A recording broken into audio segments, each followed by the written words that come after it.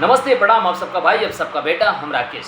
आप देख रहे हैं Bobby Rakesh official YouTube channel. और मेरे चैनल को सब्सक्राइब कर लीजिए और शेयर कर दीजिए और कमेंट कर दीजिए, लाइक कर दीजिए। कहाँ से देख रहे हैं स्टेज का नाम कमेंट कर दीजिए। और एक अलग पहचान बनाने वाला, एक भोजपुरी का सबसे बड़ा स्टार, जिसको बोलते हैं सबसे बड़ा स्टार, भोजपुरी में दबदबा बना के रहने वाला, जिसके ऊपर बैन लगा हो, एक नहीं 3 4 5 6 10 मतलब कई बैन लग चुके हैं।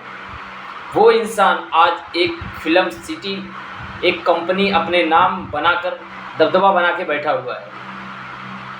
मैं बताना चाहता हूँ खेसारी लाल यादव को। खेसारी लाल यादव एक स्टूडियो बनाकर KKR 27, KKR 27 का मतलब है, लोग 27 का मतलब जानना चाहते हैं कि 27 है क्या। आज उसी के बारे में बताने जा रहा हूँ कि KKR 27, खेसारी, कृति, ऋषभ।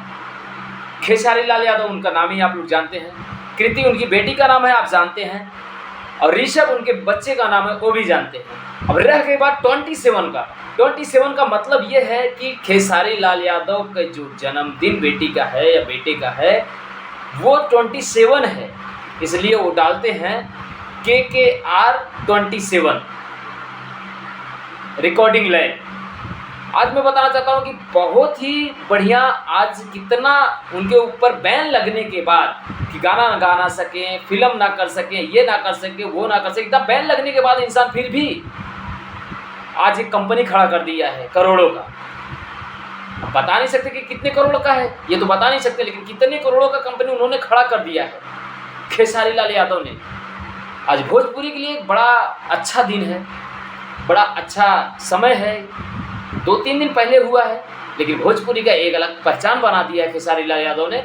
मैं चाहता हूँ कि आप मेरे वीडियो को लाइक करिए, शेयर करिए। अगर एक बात अच्छी लगे तो वीडियो को शेयर जरूर करना, क्योंकि खेसारी लाल यादव के ऊपर इतना दबाव होने के कारण फिर भी खेसारी लाल यादव इतना चाहे हैं, इतना किए हैं। और भोजपुरी के लिए, भोजपुरी के जितने आर्टिस्ट हैं, खेसारी लाल यादव के यहाँ जो उनका स्टूडियो है KKR 27, उसमें काम कर सकते हैं। सोचो इस बात को।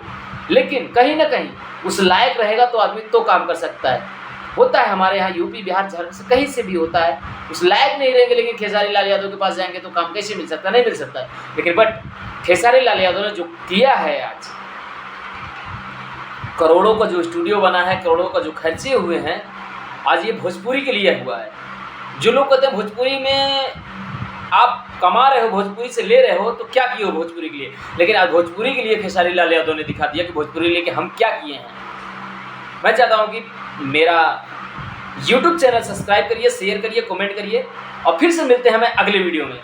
तब तक लिए मैं क्षमा चाहता हूं कि हमारी वीडियो में कोई सी भी गलती हो, आप सबसे माफ़ी चाहता हूं, क्योंकि मैं गाली गलौज से बहुत दूर रहता हूं। गाली गलौज देना हो तो मैं कब का मेरा चैनल सब मोनेटाइज हो गया होता और ग्रो भी कर दिया होता, लेकिन मैं उतना नहीं हूँ। अगर वीडियो देखना है, अगर हमारी वीडियो अच्छा लगे तो वीडियो को शेयर करना और सब्सक्राइब करना।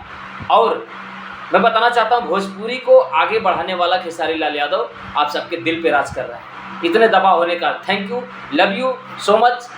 आप सबको अच्छा लगे वीडियो तो शेयर करना, थैंक यू।